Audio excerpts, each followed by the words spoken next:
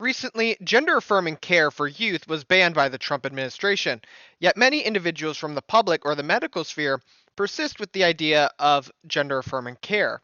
Besides the peer review process leading to major contention and debate over this field of medicine, it's important to consult the reality of the empirical evidence. Today I'm going to be reviewing why most of this research is poor, or even arguably fraudulent abuse of the medical sciences by ideologically driven medical professionals. So first, rather than attacking some straw man, let's go to the foundation of the gender affirming model that is given to us by the American Psychiatric Association. Thankfully, these are actually given in premises on their website that allow us to address these ideas, as we see here. The major contention is in the first premise, that no gender identity is pathological. The APA formally categorized this phenomenon as gender identity disorder, and it was a mental illness. However, this was changed to gender dysphoria. This was primarily over concerns of stigmatization and no negative effects with the gender identity itself. The idea is whether the balance favors an innate problem or a social problem with negative health effects with gender. This is particularly dealing with the very real and unfortunate rate of suicide among this population.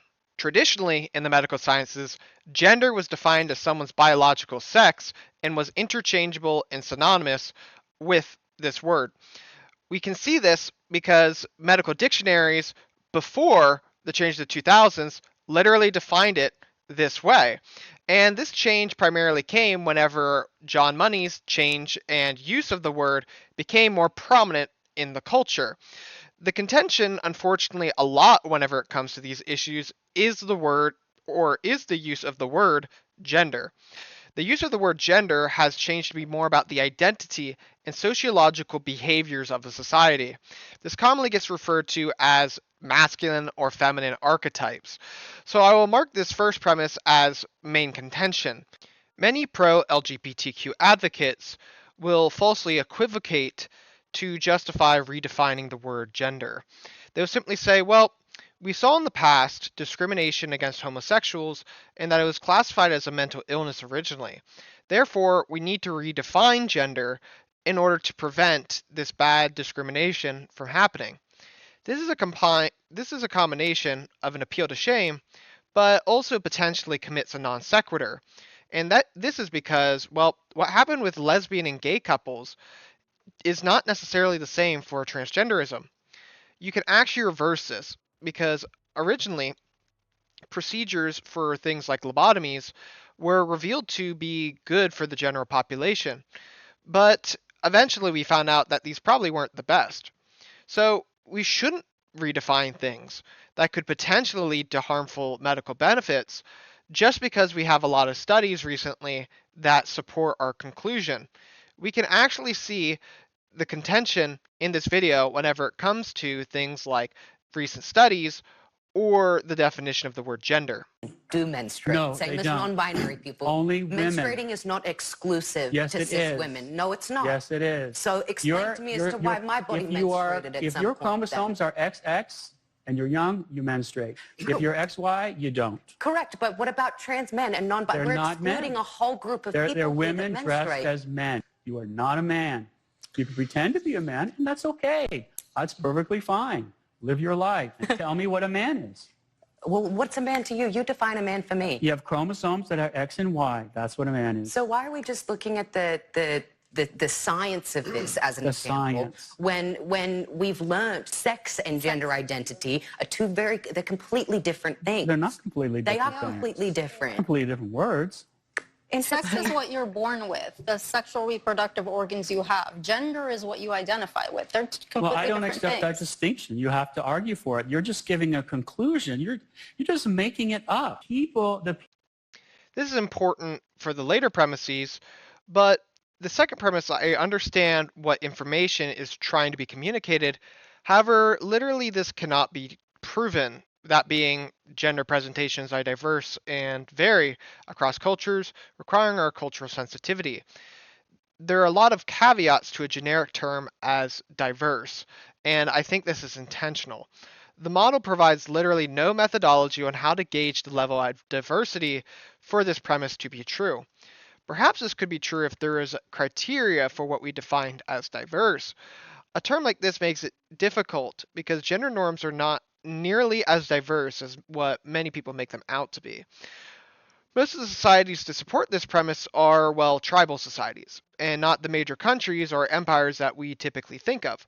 Not only is the evidence that men and women actually share more similarities than differences in terms of personalities, such as, well, the Big Five, and this is cross cultural, by the way, the historical evidence does not match this whatsoever.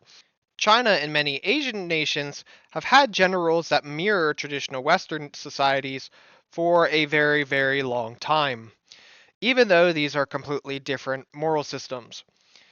Asian societies were primarily influenced by figures such as the Buddha or people like Confucius. Meanwhile, Western societies were primarily influenced by the Enlightenment philosophers and things like Christianity. In China, for example, we see men being portrayed as dominant leaders and women as passive and tranquil partners. The third premise I would agree with if you're talking about gender roles, but not gender. So I would have to mark it as false. As I mentioned, gender has previously and always been understood as synonymous with sex. If someone is arbitrarily changing the definition to parrot their evidence without a form of justification, this can fall into the begging the question fallacy. If we're using the standard of according to our current knowledge, then the burden of proof would be of the person wanting to change the understanding of gender altogether. Unfortunately, this is all but possibly too late, since this was accomplished in the early 2000s, and even more so around 2015, whenever this became really popular. This reclassification is entirely arbitrary and does not need to be granted rather than just saying gender roles. Frankly, if you would ask me, I think the reason why society uses the word gender over sex is because many people would get confused if society said sex roles instead of, well, gender roles. The fourth premise is just downright false and needs to be rejected. Gender may be fluid and is not binary, both at a particular time point and if and when it changes within an individual over time. This leads to an identity problem, since, well, it literally violates the first law of logic, the law of identity. When people talk about the fluid or ever changing spectrum of gender, it just leads to no one being able to define what a man or woman is. A man or woman becomes what they experience, which is ultimately unfalsifiable. Despite the fact ideas are very much so falsifiable, even if there is an external social construct of gender roles or narratives, identifying as a social construct, such as, well, a soccer ball or a $5 bill, does not make you those things. You might have seen the popular What is a Woman documentary. Many activists will simply just try to rapid fire a definition at you rather than actually going through the logic of their definition. All right, Parker, what is a woman? A woman is an adult human person that has a desire to be in accordance with a particular set of social and cultural norms that are typically associated with the female sex. Now, Not attracted to people. You would date a. dude, I'm gonna go insane. Jake, you're gonna get. You just admitted. Because no matter what definition they choose, they will include or exclude one group or another, which is contrary to it, well, being subjective. And you can actually see this with this chart right here that I'm putting up on the screen, where it shows the possible definitions of a man or a woman. You can actually watch a debate between Vosh and a philosopher named Dr. Bogardus debate on are trans women women. Many try, like Burgundy here, to then create a form of science or idea that there is such thing as a male or female brain. The truth is that there will always be differences in brain structures between the biological sexes or gender. But the identity is of the mind when it comes to transgenderism and is only correlated to the brain and is not identical to the brain. A feminine or masculine man can still have different brain structures and align with their natal sex or a different sex. These structural differences can be useful, but they are not conclusive in trans ideology. The last premise Any pathology that is present is more often caused by cultural reactions to gender diversity, transphobia, homophobia, sexism, than by internal psychological disturbances within the child. Implicit in this model is to focus on resilience, coping, and wellness. This is very controversial among the premises, but it is kind of the, what would you call, the keystone of their entire argument. And it takes probably the longest to debunk. First, the increase in people seeking gender affirming care has skyrocketed in recent years, especially in countries like the Netherlands and the United States. Many LGBTQ advocates, such as genetically modified skeptic, will dismiss this rapid onset or rapid increase with things like graphs of left-handedness in the past. This is a problem because, well, it took 60 years to increase from 4 to 12%, but if we check our graph earlier, is that we see things that are mirroring around 20 times in a much shorter span of time. The idea behind their arguments is that individuals are just now coming out more since it is more accepted and tolerated. Gender identity in seeking care for affirmation, however, follows a more aggressive trajectory than the other graph. This pattern of coming out has also shifted disproportionately among non heterosexual women. This is falsely equivocating two sets of data, primarily because there is no end in sight for the trans data.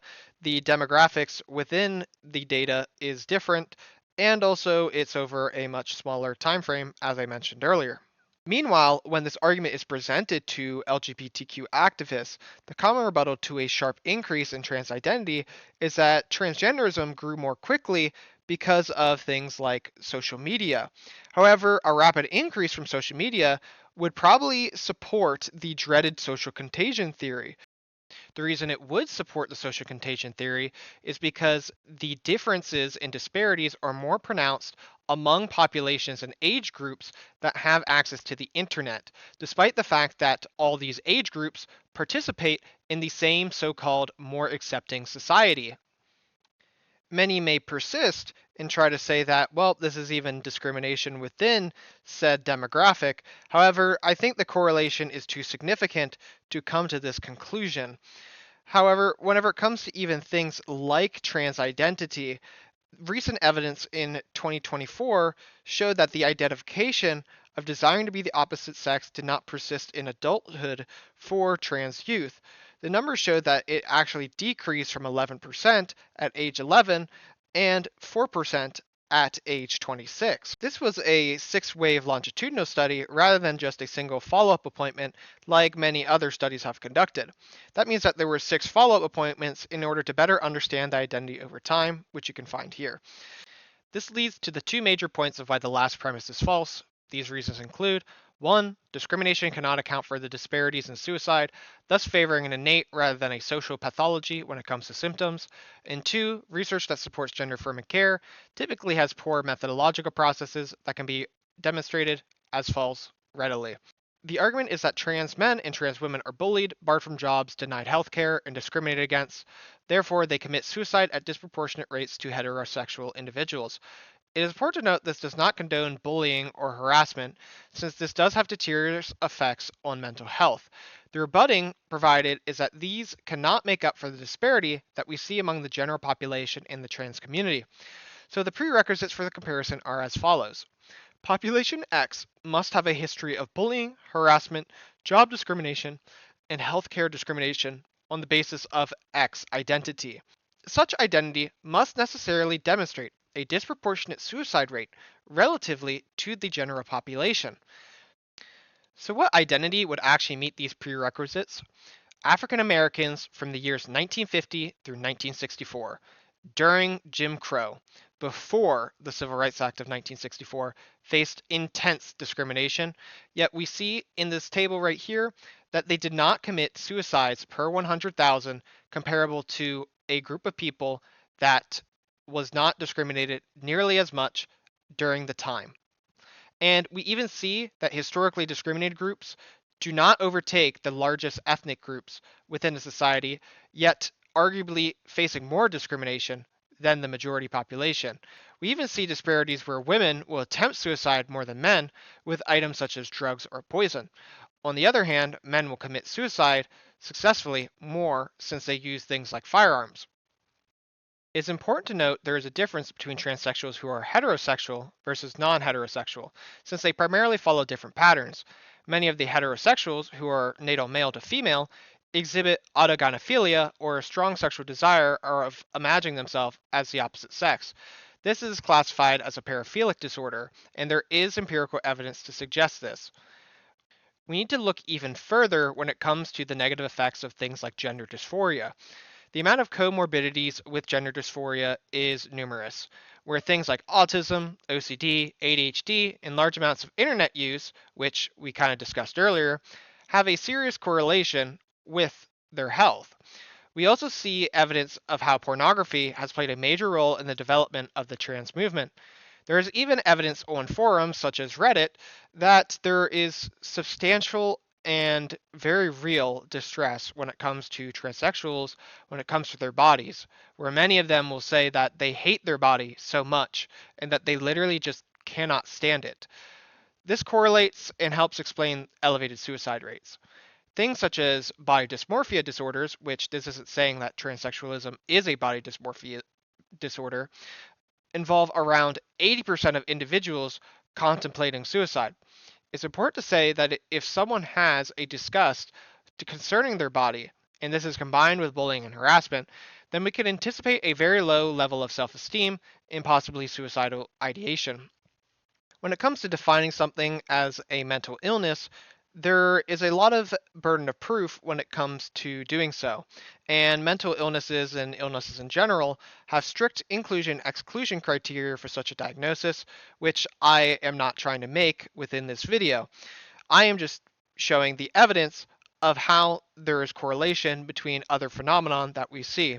And this is primarily with things like gender dysphoria and its symptoms whenever we compare it to other things in the ICD-11 or the International Classification of Diseases, most prominently things like body identity integrity disorder. In this condition, individuals have a desire to amputate limbs to align better with their true self. There is limited research concerning this, however, we can observe the key similarities between the two. So to finish this video, I wanted to address the second point of rebuttal. Research that supports gender-affirming care has poor methodological processes that can be readily demonstrated as false. A while ago, Jack Turbin, a lead publisher in trans youth research, was on the Dr. Mike's podcast, The Checkup. He is the author of the book Free to Be, Understanding Kids and Gender Equality. His research has been cited by prominent activists like Genetically Modified Skeptic. This despite the fact that his research that many cite has demonstrated to have statistical problems by even other trans activists. In this pro-trans study, it seeks to discredit the idea of social contagion that he published. However, as I mentioned, this study suffers from statistical problems, which here's a counter study. And you can read this highlighted region here. This study was found to have selection bias, which should not be surprising when most of the articles published about LGBTQ medicine are by activists or people within the community. Not to mention there are many interest groups involved, such as ACLU and Planned Parenthood now. If you want an in-depth review of the statistical problems of these studies, you can check out this article by Signal Minded about these problems.